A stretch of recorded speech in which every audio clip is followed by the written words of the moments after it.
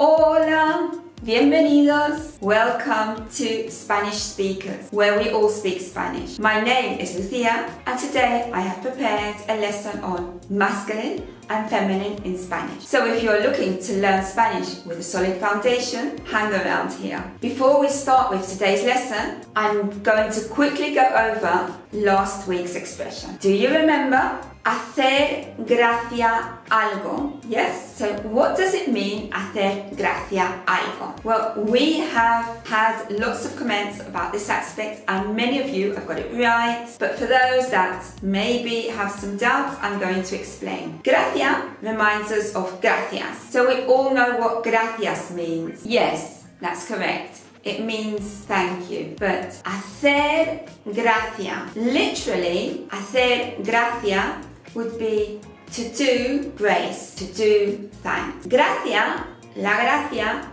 means grace, and gracias, as we said, thank you. But what does it mean with hacer, okay? Well, here is where everything turns around and we've got an expression that means something completely different. The same thing happens in English. Hacer gracia algo means that you find it funny, or you like it, or you feel familiar with it, okay? If I say, me hace gracia tu vestido, means that I like your dress, or I think it's cute, okay? Muy bien. Pues now we are all ready to start with the lesson. Vamos allá. And now let's start with today's lesson. Masculine and feminine in Spanish. Well, I know for you students this is always a big issue and you think that it's very different to English. Okay, in English we also have articles like the, and I recommend you to go to last week's lesson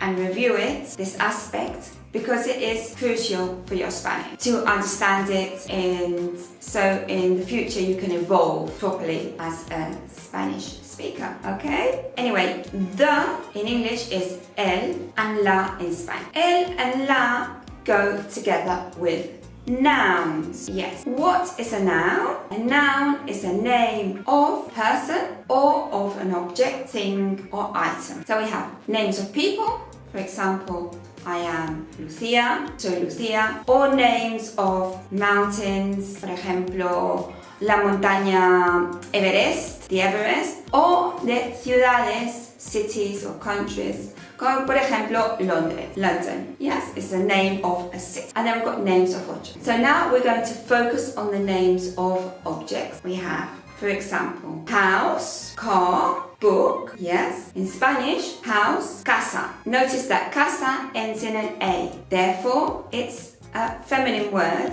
and we say la casa. Libro ends in an O and it's a masculine word.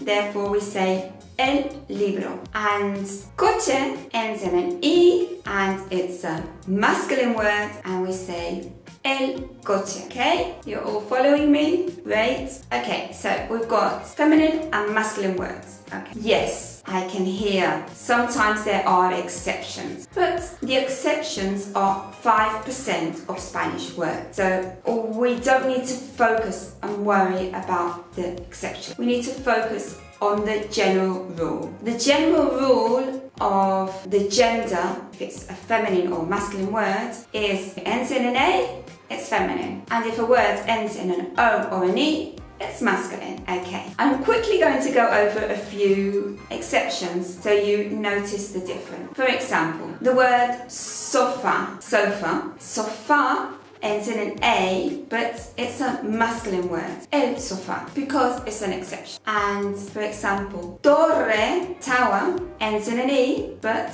it's a feminine word, and we say la torre. So don't worry too much about these exceptions because there aren't many. Yes, they do exist, but they're not there all the time. Worry about the general rule. That means, for example, la mesa es rectangular, the table is rectangular, la mesa. Mesa ends in an A and it's feminine, okay? And this we have to get right. It's very important that we don't say el mesa, el silla, el puerta, el casa. Because if we get into the habit of saying these words incorrectly, in the future we will automate the process, and 10 years down the line we will be speaking Spanish with el mesa instead of la mesa. And I know this because I've heard it happen often to several people. Okay, so that it doesn't happen to you,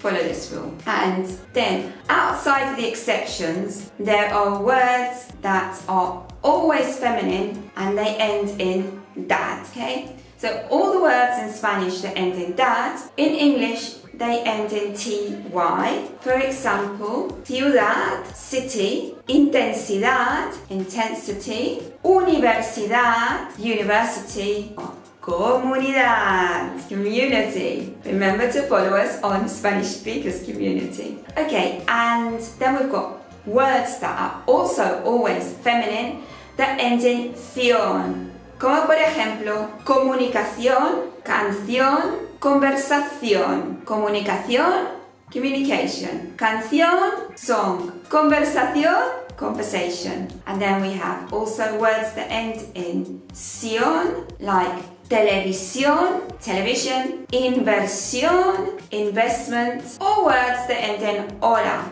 like la lavadora, the washing machine. Okay, so let me just quickly go over them.